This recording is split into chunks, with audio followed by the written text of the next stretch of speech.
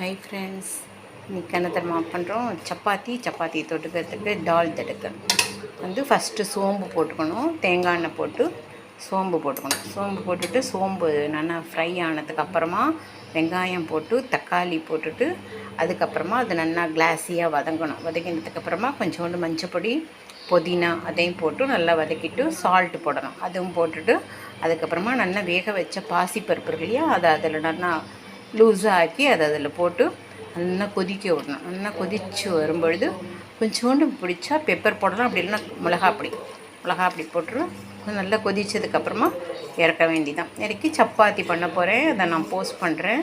சப்பாத்திக்கு தொட்டுண்டா ரொம்ப சூப்பராக இருக்கும். நீங்கள் வந்து புதினா போடலை அப்படின்னாக்கா புதினாவுக்கு பதிலாக இறக்குற டயத்தில் கொஞ்சோண்டு கையில் நொறுக்கி கஸ்தூரி மேத்தி போடுங்க.